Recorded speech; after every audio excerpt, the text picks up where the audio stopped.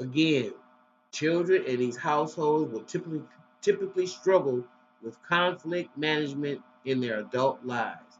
Many will attempt to avoid conflict altogether, often emulating, placating people pleasers. These individuals risk repeating childhood patterns and becoming attracted to narcissistic parents.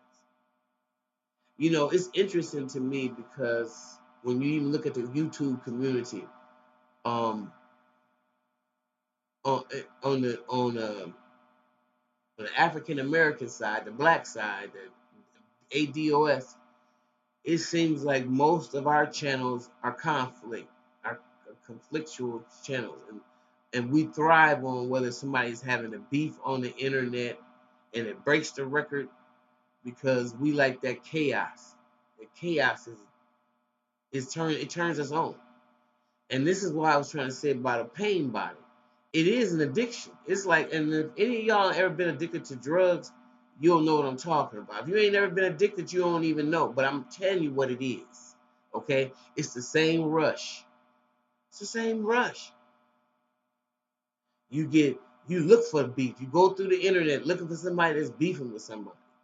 Because then anybody saying something to you that you got to deal with yourself on a personal level, oh hell no, you got to run from that, because that's accountability. And that's what happens when you're up under this type of abuse. You keep running from it and dealing with other shit and other stuff and other people's mess and other people, but you ain't never trying to deal with your internal mess. And in fact, if somebody even bring it up, they gonna have a problem.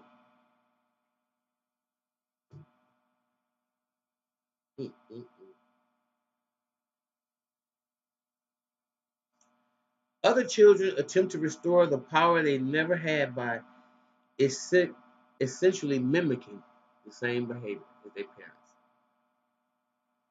All children need to experience the inherent sense of universal security and love.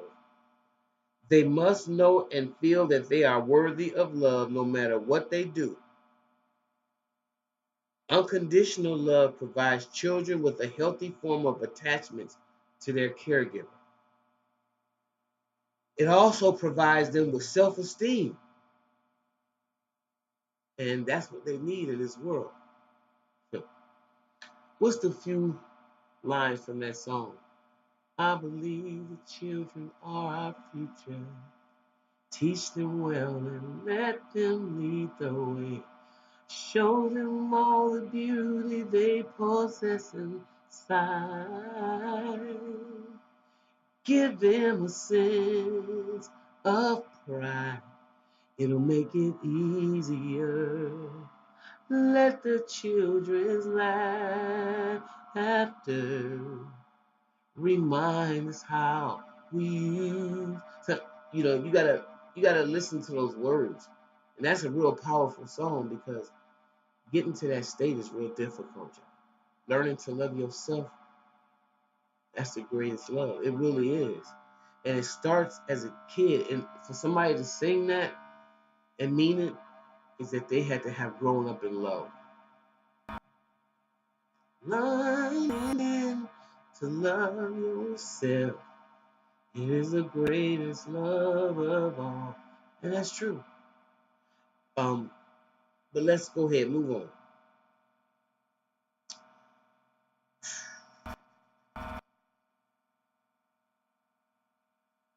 The narcissist parent does not really provide authentic love. Instead, they often oscillate between love bombing, when the child is behaving according to the narcissistic standard, and complete discarding when the child is acting otherwise. In other words, love is conditional. It's based on how the child can fit the needs of the narcissist parent. It is based on what the child does and gives rather than who the child is.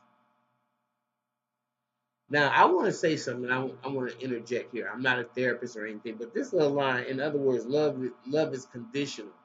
Um, I want to make that, you know, they're, you know, I think that's tossed around a little bit over, unconditional love and stuff like that. But I get what the writer of this is trying to say. Um, you know, in other words, you only want to show affection to your kid when your child is doing something that you want them to do. And I think that's what they mean by the conditional love. So I get it. But your love can change instantaneously. You can see how this creates a conflict in paradigm throughout childhood. Children cannot anticipate the emotional reactions of their parent. They never know if it's going to be a good or a bad day. And furthermore, they never know what kind of love, if any, that they're going to receive that day. And a lot of people just ignore their kids. They're not getting nothing, just flat as pancakes. No connection. Age appropriate responses. In a healthy parent child relationship, the parent provides age appropriate responses based on the child's needs and development. When narcissistic parents interact with their children, they do not accurately attune to the emotional needs of that child. They attune to what they need from the child, which is totally different, and not the other way around. On one hand, many narcissistic parents parentified their children. This means that they treat the child as if the child is older than her actual age. Likely, they cannot comprehend that children do not operate on the same emotional level as adults. So you can't treat them like that. They're not even emotionally developed enough to understand your psychosis. Uh, uh, anyway, and furthermore, research is starting to prove that your brain continues to grow again, uh, up until you like 25 years old, 26. Okay. Um,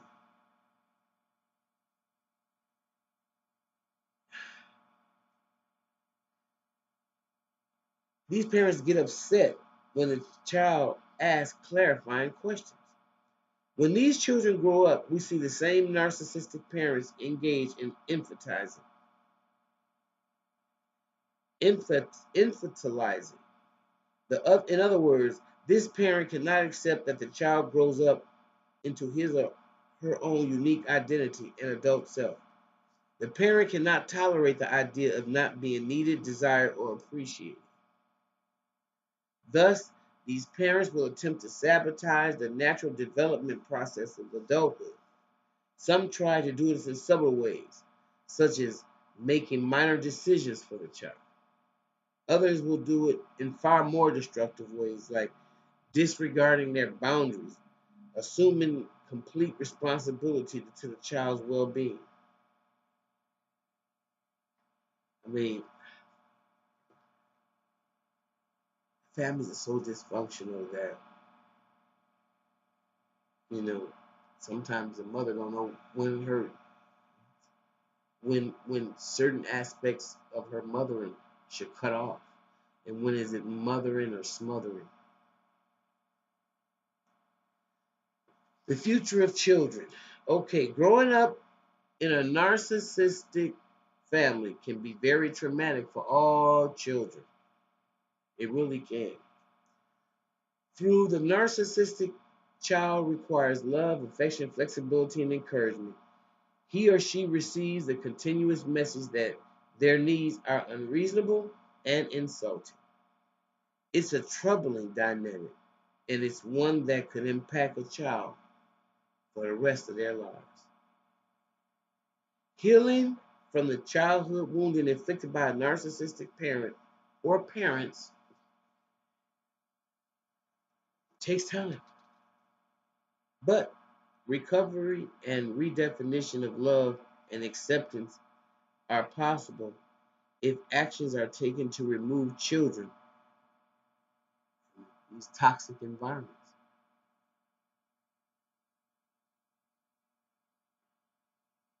So if you have to understand that these environments are toxic.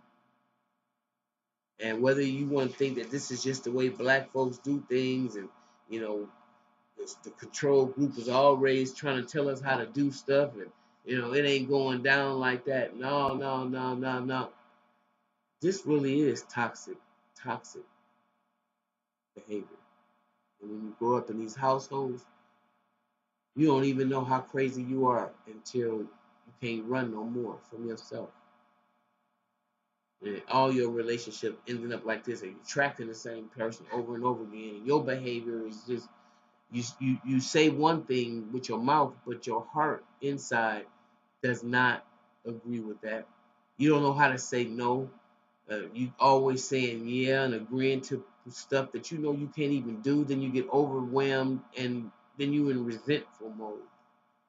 All of it is a result of being parented this way.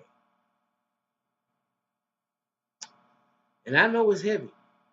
So when I come back with the next video, it's going to be the comments that people like us have left on her site, and some of it from other sites that I picked up, even my own, um, that's telling about what their experience is and opening up by being raised in this type of toxic environment. All right. In my community, the whole environment has become so dysfunctional, and that is because we have normalized insane behavior. We got mothers running around using their sons to help them survive, so their sons are selling dope in the house and keeping them, afloat, because the situations are so dire. I'm not making excuses, but I'm just saying it gets real low down. You got mothers who are selling their daughters to men that have a lot of money or can take care of them because there's no security. They don't have the option of meeting somebody that they may work together as a team with to build something. That's not an option for a lot of them because a lot of them are in prison. A lot of them are locked up, um, and they don't see a future in living like that. So there's a lot of nuances that go into this when it comes into the oppressed society, and I'm fully aware of that. I just want y'all to know that. So when I come back, I'm gonna come back with some commentary. All right, all right. We'll see you in the next one.